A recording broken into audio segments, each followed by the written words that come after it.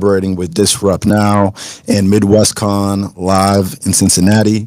Amazing conference. We're talking everything AI and disruptive technology, emerging, excuse me, emerging technologies. And I have some really awesome emerging and disruptive technology in the building today.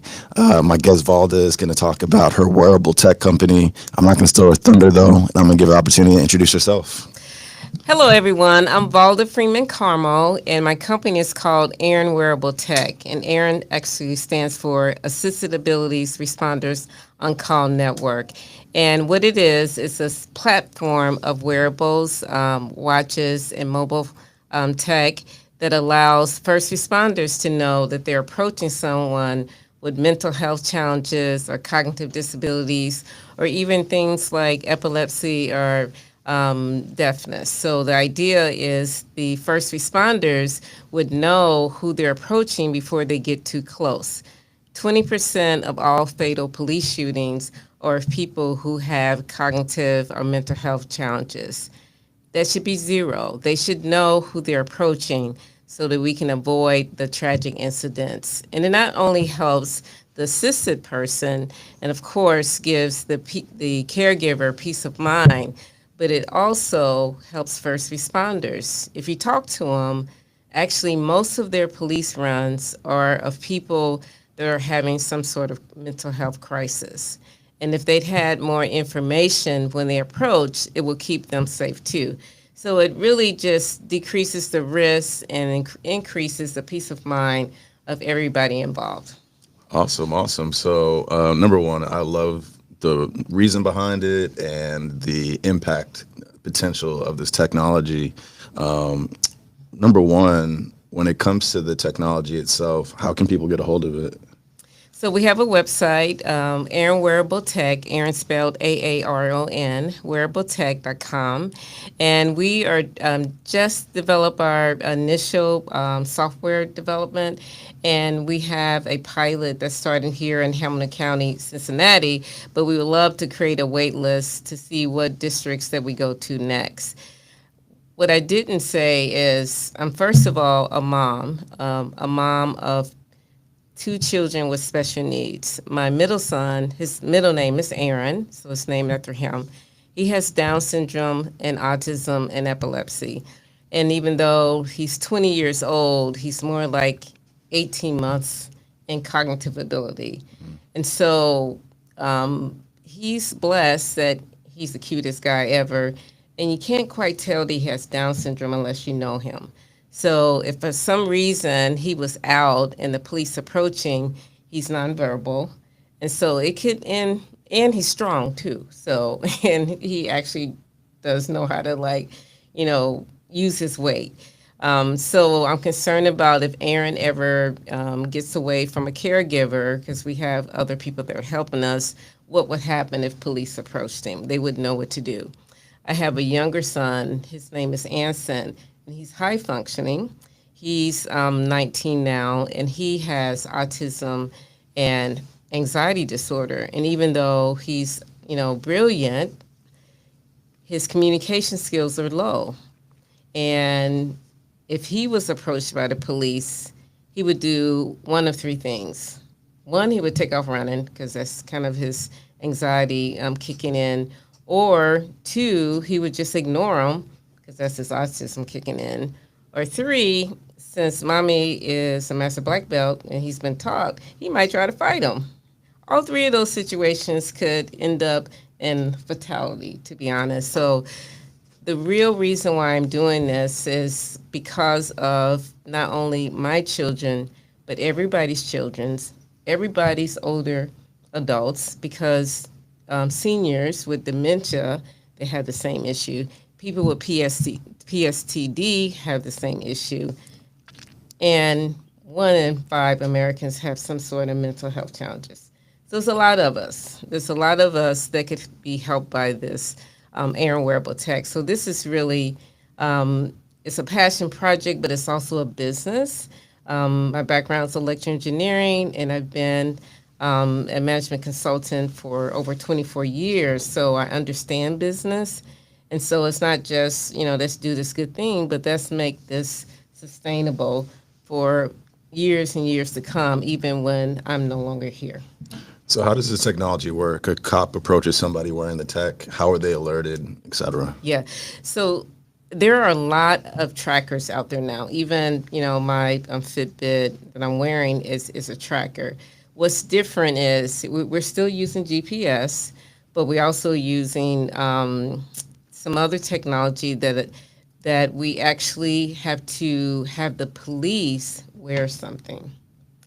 Now, we understand that getting caregivers to share their personal health information of their loved ones with the police is quite a challenge. But it's also our competitive advantage because we found that police actually do want to buy in, but we're willing to do the hard work to be able to build the trust with the caregivers and the police. So the way it actually works is, let's say my son has a wearable on him, the police officer has a wearable on them, dispatch also has information, and whenever think it up as the person, we call him the assisted person, is sending a signal, GPS signal, and then the first responder is receiving the signal. And so when they get close, then the connection is made. And it's all an opt-in. So part of what we have to do is convince caregivers to actually go register their loved one with the local jurisdiction because, I'm also very well versed in African and African American history. I know the issues that we've had, the lack of trust.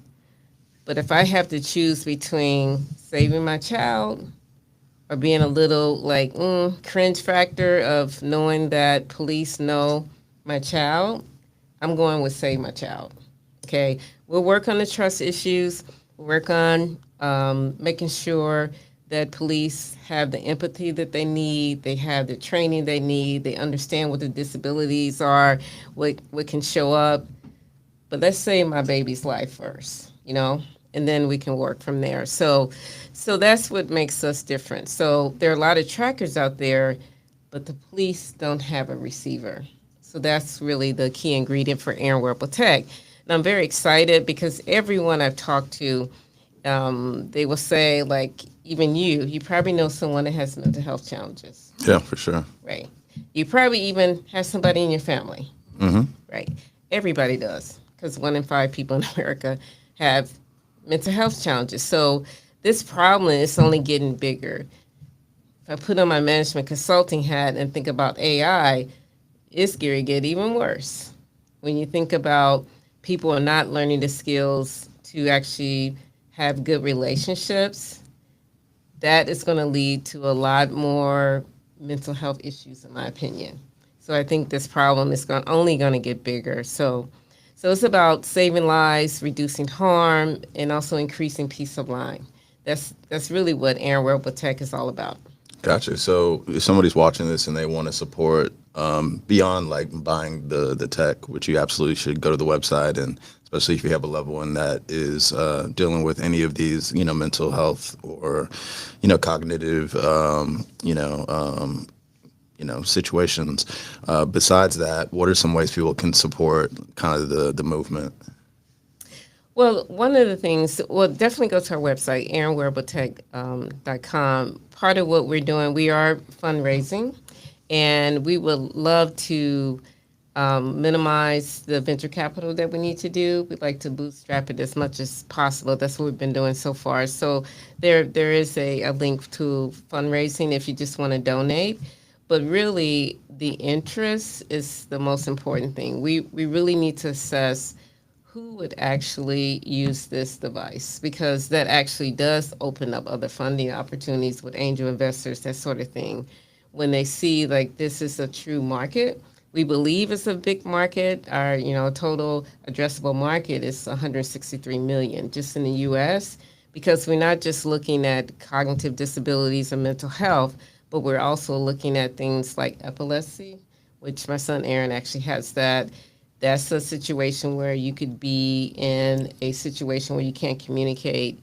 We're also looking at hard of hearing, So it's a lot of Americans. So we just want to validate in our pilot that this is really a solid business idea that can go forward and help save lives. Okay, so my final question is, because I've been on podcasts and I've always had this thing like, man, I hope they ask me this question so I could give people this information. So, is there a question you're wishing I would ask? What would that be? And then, what is the information that you would like people to know about, if any? There's no pressure.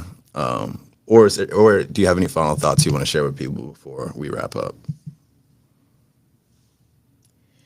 I guess my final thoughts, given all the things that are going on today, we've got to get to a place where we have trust in our police system. We have to. And we actually have a police officer on our team. And talking to, from the perspective of police officers that are trying to do good, which is actually most of them, there are some bad actors, but most of them, we really need to figure out how we can work together to do this thing. Yeah, and I would assume like police officers that have folks in their family that are dealing with the same issues would have empathy towards it. Yes. So yeah, I think ultimately it's just all about awareness. So I'm glad that you're able to be on this podcast and you can share this with your community. I'll share it with my people, and it's just like one person at a time. We let people know, and you can save lives. So I appreciate you for being on the podcast and sharing all the info. And one last time, let people know how they can get a hold of you. So it's Aaron Wearable Tech, AARON, wearabletech.com. Thank you. Awesome. And to the audience watching, thank you so much for tuning in. Definitely share this with anybody in your network that you know has family members or part of that 1 out of 5 that are dealing with mental health, disabilities, epilepsy, all the things. Also, I want to shout out Disrupt Now. The podcast we are collaborating with. You should definitely subscribe and check them out. Rob Richardson, the founder of MidwestCon, has some amazing content there talking everything AI, emerging tech. So make sure you check them out. Make sure you subscribe to Big Tech Energy as well to check out all the shows I've been doing at MidwestCon and as well all the content I've done prior. And if you are somebody looking to take your subject matter expertise and get more exposure, get more people to know, trust, and like you, create more monetization opportunities, definitely want you to check out bigstage.energy.